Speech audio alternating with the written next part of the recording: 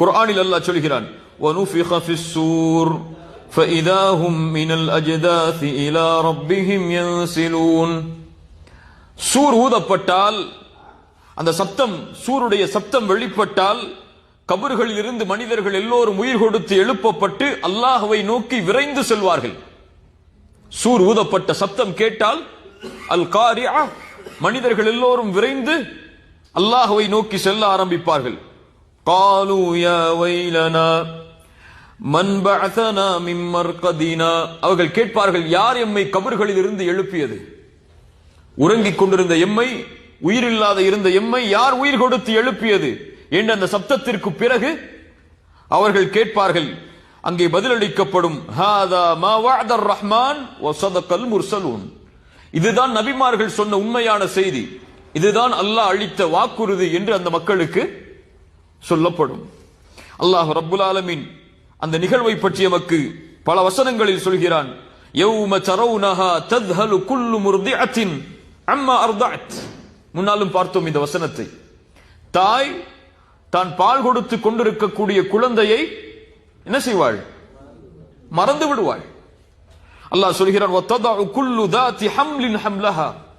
வயிற்றில் சுமந்து கொண்டிருக்கக்கூடிய குழந்தையை, குட்டியை, விலங்கினங்களாக இருந்தாலும் மனிதர்களாக இருந்தாலும் அந்த பயத்தால் வெளிப்படுத்தி விடுவார்கள். அல் காரிஆ ஏற்பட்டால் என்ன ஆகும்? இந்த நிலைமை ஏற்பட்டு விடும். மனிதன் திடுக்கிட்டு விடுவான். நடப்பது என்னவென்று அவனுக்கு தெரியாது. அல்லாஹ் சொல்கிறான், வதர الناس சுகாரா, மனிதர்கள் எல்லோரும் போதையில் இருப்பார்கள். வமா ஹும் பிசுகாரா. அது என்ன அல்ல, என்ன போதை அல்ல, மதுவின் போதை அல்ல.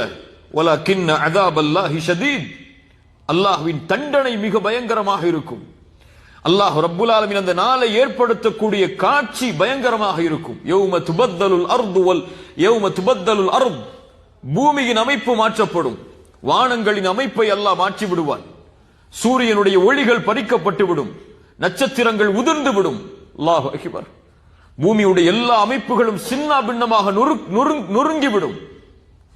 அல்லாஹ் ரப்புல் ஆலமீன் இந்த நிலைமையை ஏற்படுத்துவான்.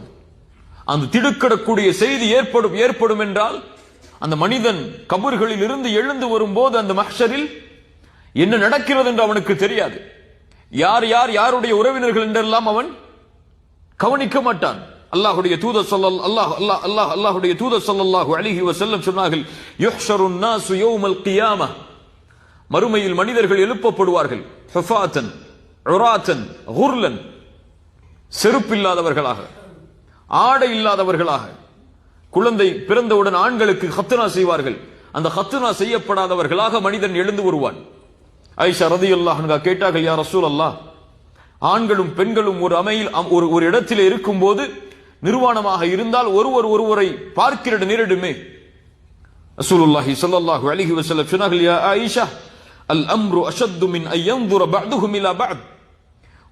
ஒருவரை பார்ப்பதை விட அந்த நாளுடைய பயங்கரம் மிக பயங்கரமானது. சுப்ஹானல்லாஹ். கண்ணுக்கு முன்னால் நிர்வாணமாக ஒரு பெண்ணும் ஆணும் நிற்பார்கள். ஆனால் ஒருவருடைய பார்வை இன்னொருவரை பார்க்க முடியாது. திடுக்கிட்டு நிற்கும் கண்கள் எல்லாம். காஷியத்தன் அபுசாருஹும் தர்ஹக்குஹும் தில்லா. சுப்ஹானல்லாஹ். அல்லாஹ் குர்ஆனில் அதை விவரிக்கிறான் நமக்கு. பார்வைகள் எல்லாம் தாழ்ந்து விடும். அல்லாஹ்வுடைய அந்த அச்சத்தால் அல் காரிஆ ஏற்பட்டு விட்டால் ஒவ்வொரு மனிதனும் தன் நிலைமையை மட்டுமே கணக்கிட்டு வருவான்.